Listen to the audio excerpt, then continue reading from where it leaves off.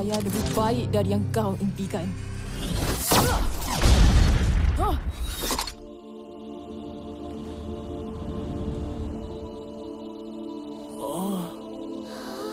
Kau ni tak reti mengaku kalah ke? Jangan guna mereka lagi!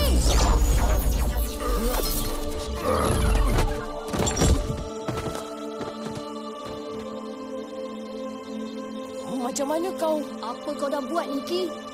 Apa yang pinggiran dapat dari semua ni? Kau cakap nak pulihkan Cyberraya.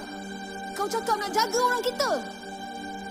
Tapi sekarang kau sendiri yang hancurkan semua. Orang luar macam kau takkan faham. Siapa yang boleh tolong kalau bukan aku? Maksud Mama? Kalau Ali yang kawal override, data Mama akan dipadamkan.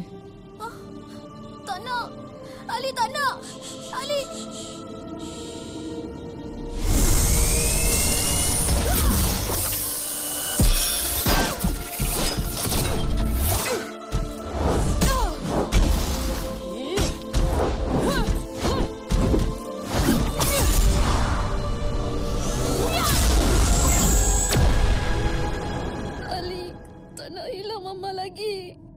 Tak apa, Ali.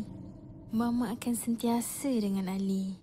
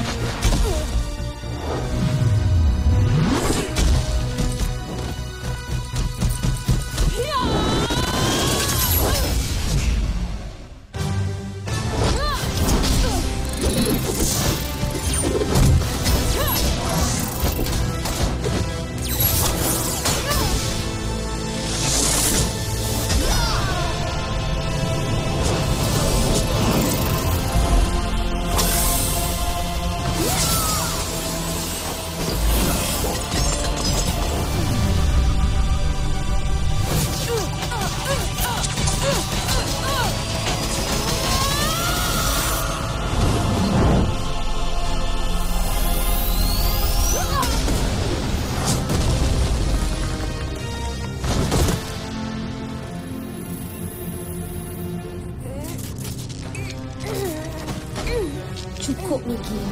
Jangan lawan lagi. Aku mungkin dah kalah. Tapi Azurium yang ada dalam sut ni cukup untuk hapuskan korang semua.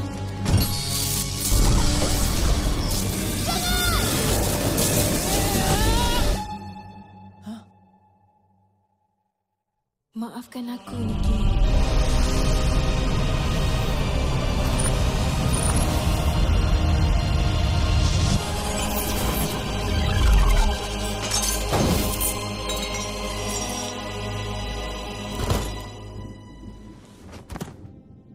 Ali jangan sedih tau. Ali kan kuat.